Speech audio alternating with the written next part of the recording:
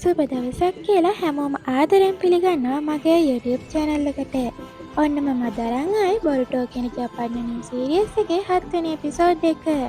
මං කලින් එපිසෝඩ් එකේ කිව්වා වගේ ඔන්න ඔයාලට අද බලා ගන්න පුළුවන් බොරුටෝ එයාගේ ඇහැ ගැන හොයාගන්න විදිහ. ඒ නිල් පාට එළිය බොරුටෝ විතරක් පේන්න. එයාගේ ඇහැ සැනින්සරේ වෙනස් වෙන එකට හේතුවත් ඔයාලට දැනගන්න ඕන අද කතාවේ අන්තිම වෙනකම් ඉන්න වෙනවා.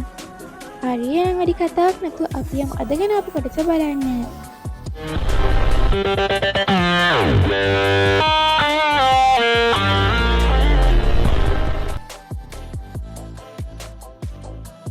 කතාව පටන් ගන්නකොටම අපිට පේනවා වල්කාතරුවක් කඩන් වටිනවා. මේ වෙලාවේදී මිනිස්සෙක් කෙනා වල්කාතරුවක් කඩන් වටුණා. ඒක දැන් තාරකා මණ්ඩලයට ඇතුළු වෙලා ඉන්නේ. අපේ අස්සන්න නෙලා ගන්න කාලය හරි. මම හිතන්නේ ඔහුයි යතුරේ. එහෙම කියද්දිම අපිට පේනවා ෆිල්ම් හෝල් එකේ ෆිල්ම් එකක් බල ඉන්න බොරුටෝයි එයාගේ යාළුවෝ කට්ටියවයි. එයාලා බලන ෆිල්ම් එකට අනුව නරක මිනිස්සු කට්ටියක් තවත් මිනිස්සු කට්ටියක පැහැරගෙන ඇවිල්ලා තියෙනවා. ඒ මිනිස්සු කට්ටිය කියනවා ඔයාලව කවුරුත් බේරගන්න එන්නේ නැහැ කියලා. එතකොටම බේදුරු බින්දගෙන මෙතෙන්ට මිනිස්සෙක් එනවා. එයා කියන්නේ මගේ ඇස් වලින් කිසිම කෙනෙක්ට බේරෙන්න බෑ කියලා. ඉතින් ඒ නරක මිනිස්සු අහනවා ඔයා කවුද කියලා. ඒ නින්ජා කියන්නේ මම කගෙමසා. කගෙමසා කියන්නේ දීර්ඝ මරණය. ඒක මගේ නපුරු ඇස්වලම කොටස. එහෙම කියදී මේක හිටපු නරක මිනිස්සු කට්ටිය කගෙමසා කියන නින්ජට පහර දෙන්න හදනවා. මේ වෙලාවේදී කගෙමසා කියන කෙනා එයාගේ ඇහැ හරහා මේ මිනිස්සුන්ගේ චලනය හඳුනාගෙන එයාලට අකපැරේටම ඇවිල්ලා පහර දෙනවා. ඊට පස්සේ මෙතන බැඳලා තිබ්බ හොඳ මිනිස්සු කට්ටියව නිදහස් කරගන්නවා. මගේ ඇස් වලින් කාටවත් බේරෙන්න හම්බෙන්නේ නැහැ කියපු කගෙමසා මෙතනින් යනවා. එතකොටම ෆිල්ම් එකේ බෑග්ග්‍රවුන්ඩ් වොයිස් එකෙන් කියනවා නින්ජා කගෙමසා මිනිස්සු මෙයාව හඳුන්වන්නේ වීරයෙක් විදිහට. ඒ වගේම අතීතයේ ජීවත් වෙච්ච හෙවණැල්ල කියලත් මෙයාව හඳුන්වනවා. අන්න අපිට ඊට පස්සේ පේනවනේ කැෆේ එකට වෙලා ඉන්න යාළුවෝ කට්ටියව. මෙයාලා මෙතනදී ඒ ෆිල්ම් එකේ හිටපු වීරයා ගැන කතා කර ඉන්නේ. මේ වෙලාවේදී මෙයාලා කියනවා ඒ කතාව හිටපු වීරයා නියමයි. හරියට අපේ ලෝඩ් හොකාගේ වගේ කියලා. මෙයාලාදී බොරුට කියනවා අනේ මගේ තාත්තගේ පැත්ත නම් ගන්න ලෑස්ති වෙන්න එපා කියලා. ඒ ඩින්කි නම් කියන්නේ හොකාගේ නියමයි. ඒ මූවි එකෙත් හිටියේ ඒ වගේම වීරයෙක් තමයි. ඔයා දන්නවනේ 4th grade ninja වගේ වීරයා විදිහට හඳුන්වන්නේ ලෝඩ් හොකාගේ කියලා. ඒත් බොරුට නම් කියන්නේ මම නම් ඒක විශ්වාස කරන්නේ නැහැ. මගේ තාත්තා නැගිටින්නෙත් පරක්කු වෙලා. සපත්තු දාන්නෙත් කකුල් දෙක මාරු කරගෙන. හැම වැඩක්ම අවුල් කරගන්නවා. මගේ අම්මා කියන විදිහට නම් මගේ තාත්තා දැන් වෙනස් වෙලා කියලා. මේ වෙලාවේදී බොරුටට හොකාගේගේ එපා කරපු වැඩ මතක් වෙනවා. ඊට පස්සේ බොරුට කියන්නේ අපෝ එයා නම් කිසිම වැඩක් නැහැ. එයා ගැන නම් කතා කරන්න එපා කියලා. මේ වෙලාවේදී කට්ටිය කියන්නේ වීරයෙක් ඇත්තටම නියමයි. ඒත් එයාගේ ඇත්ත ජීවිතේදී වෙනස් වෙන්න පුළුවන් කියලා. ඊට පස්සේ අපිට පේනනේ හවස් වෙලා ගෙදර යන බොරුටුවයි ශිකඩායිවයි. ශිකඩායි යන ගමන් කියන්නේ නිල් පාට එළිය පේන්නේ ඔයාට විතරයි. ඉතින් කොහොමද ඔයා මේ හැම දෙයක්ම බලාගන්නේ කියලා. බොරුටොත් කියනවා ඔව් දැන් මේ ප්‍රශ්න නම් එන්නම වැඩි වෙනවා. ඒත් අපි කොහොම හරි අපි විසින්ම මේ ප්‍රශ්නේ විසඳගමු. කියලා කියනකොටම ශිකඩායි අහන්නේ ඔයාට මොකක් හරි ප්‍රශ්නයක් තියෙනවා නම් ඒ ගැන ලෝඩ් හොකාගේත් එක කතා කරගන්න කියලා.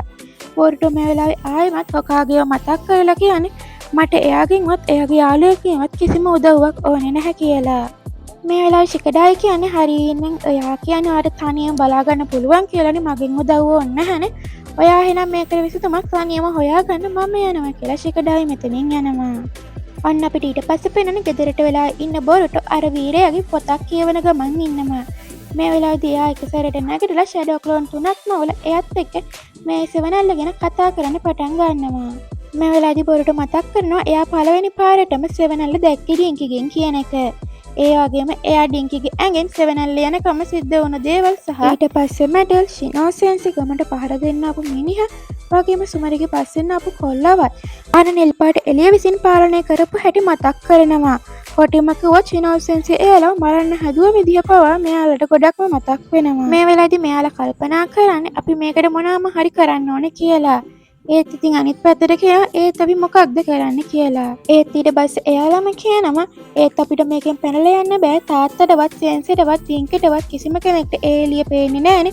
අපිටම තමයි මොකක් හරි කරන්න වෙන්නේ කියලා. මේ වෙලාවේ ඉතින් ධෛර්යගත බොරුටෝ කියන්නේ මේ වෙලාවේ මේ ඔක්කොම දේවල් තියෙන්නේ අපේ අතේ තමයි කියලා. ඒත් ඒ වෙලාවේ බොරුටෝගේ ෂැඩෝ ක්ලෝන් එකක් කියනවා හරි එහෙනම් ඉතින් අපි මොකක්ද කරන්න කියලා. මේ වෙලාවේදී ඉතින් බොරුටෝ හිතට ගත ධෛර්යය ආයෙමත් නැති වෙනවා. කිසි දෙයක් හිතාගන්න බැරුව ඉන්න බොරුටෝ කරන්නේ ගෙදරින් එළියට යන එක. යන අතරමඟදී මෙයාට ශිකඩායිව හම්බෙනවා. ටික වෙලාවකට පස්සේ ශිකාඩි අහනවා ඔයාගේ අම්මා බියාකුගන් ප්‍රින්සස් කියලා නේද හඳුන්වන්නේ? ඔයාටත් බියාකුගන් වෙන්න බැරිද තියෙන්නේ කියලා. මේ වෙලාවේ මිට්සුකි කියන්නේ බියාකුගන් කියන්නේ මේ වෙනකොට තියෙන හොඳම ග්‍රේඩ් විසල් තුනෙන් එකක් කියලා. එක සැරම මිට්සුකියයි කොහෙන්ද කියලා මේ දෙන්නම බය වෙනවා. ඒත් මිට්සුකි නා කියන්නේ මම දැන් ගොඩක් වෙලා මෙතන හිටියේ ඔයාලා මාව දැක්කේ නෑනේ කියලා. ඊට පස්සේ මේ යාළුවෝ දෙන්න බොරුට කියනවා ඔයා මේ ගැන අම්මට කියලා අහලා බලන්න කියලා. ඒත් බොරුටට මෙතනදි මතක් වෙන්නේ හෝග වංශය. එයා දකිනවා එයාගේ සීයා ඉන්නවා.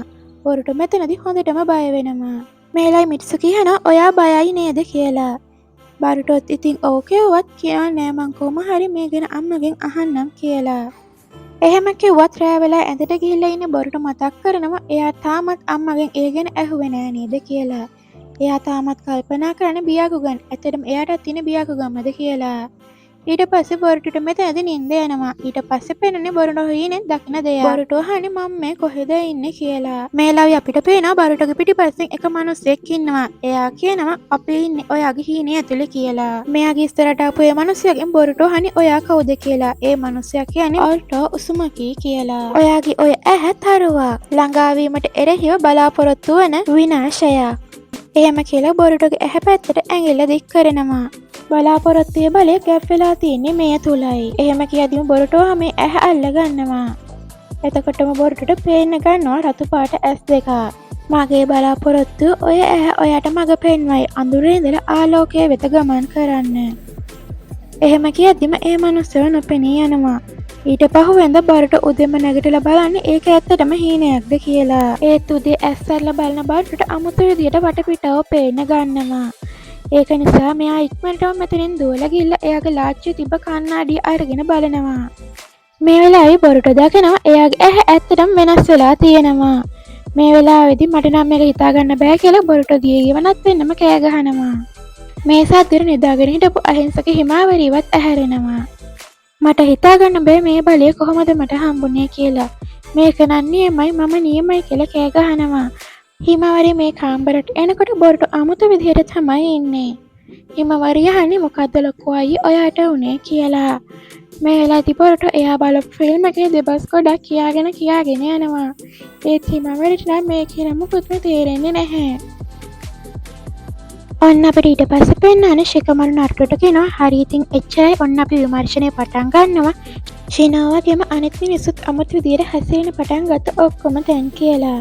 මේ වෙලාවේ නරුටෝ අහනවා ඉතින් හරි ඔයාලට හොයාගන්න පුළුවන් වුණාද ඒ නිල් පාට එළිය ඉලක්කය මොකක්ද කියලා. මොකද කිව්වොත් මේ නිල් පාට එළිය මිනිස්සුන්ව පාලනය කරපු හැමතැනකම බොරුටෝ හිටියා. ඉතින් නරුටෝ අහන්නේ මේක බොරුටට සම්බන්ධ දෙයක් වෙන්න බැරිද කියලා. මොකද බොරුටෝ කියන්නේ හොකාගේගේ පුතා. ඒක නිසා බොරුටෝ ටාගට් කරන එක වෙන්න පුළුවන් දෙයක් නේද කියලා. මේ වෙලාවේ ශිකමරු කියන්නේ තාම එක ස්ථිර නෑ කොහොමත් ඉතින් බොරුටෝ එක තැනක ඉන්න කෙනෙක් නෙමෙයිනේ කියලා. මේක ඇහුවම නම් නරුටෝගේ හිතට ටිකක් සැනසෙල්ලක් දැනෙනවා. මේ වෙලාවේ නරුටෝ කියනවා මම කොකටත් බොරුටට අනතුරු අඟවන එක හොඳයි කියලා. ශිකමරුත් කියන්නේ ඔයා කියන්නේ ඒත් මතක තියාගන්න ඔයා ටිකක් තදින් කියන්නේ ඔයා දන්නවනේ ළමයාගේ හැටි කියලා. නරුටෝ මෙතනදී හරි කියලා නැගිට්ටත් එයාට අඩියක්වත් ඉස්සරහට තියන්න හම්බෙන්නේ නැහැ. ශිකමරු නරුටෝට කියන්නේ ඔයා දැන් ගිහින් විවේක ගත්තොත් හොඳයි. ඔයා දැන් ගොඩක් කලා එක දිගටම මහන්සිලා වැඩ කරා නේද කියලා. ඔන්න යනවා නරුටෝ ඇරලවන ශිකමරුත් යනවා. මොකද ශිකමරු දන්නවා නරුටෝගේ තාත්තේ ටිකක් හොඳ නැහැ කියලා. මේ වෙලාවේ හිනට ශිකමරුට ස්තුති කරනවා නරුටෝ පරිස්සමට ගෙදරට එක්කන් ආවට. මේ වෙලාවේ නරුටෝට ඇහෙනවා බොරුටෝ අමුතු විදියට කෑ ගහනවා. නරුටෝ අහනවා බොරුටට මොකද වුනේ කියලා. හිනට කියනවා එයා උදේ ඉඳන්ම අමුතු විදියට හැසිරෙන්නේ කියලා.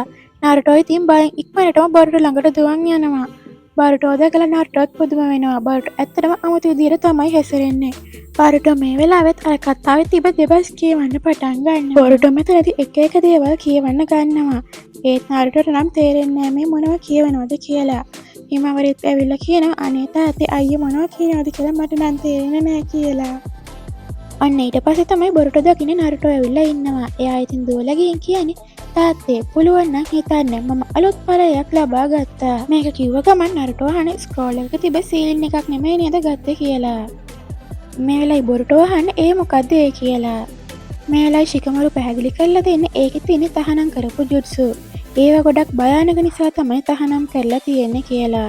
බොරුට නම් කියන්නේ එහෙම දෙයක් ඇහුවෙත් අදයි කියලා. ඉතින් මොකද ඒක මාත් එක්ක තියෙන සම්බන්ධය? නෑ ඔයත් එක්ක සම්බන්ධයක් නෙමෙයි. මීට කලින් කෙනෙක් ඒ විදිහට තහනම් කරපු ස්ක්‍රෝල් එකක් අරගෙන බලය ගන්න හැදුවා කියලා. මේ වෙලාවයි බොරුට අහන්නේ ඔයත් හිතන්නේ මම ඒ වගේ නරක මිනිහෙක් කියලාද කියලා. නරට නම් කියන්නේ නෑ ඔයා එහෙම කෙනෙක් නෙමෙයි. ඒක අමතක කරන්න කියලා.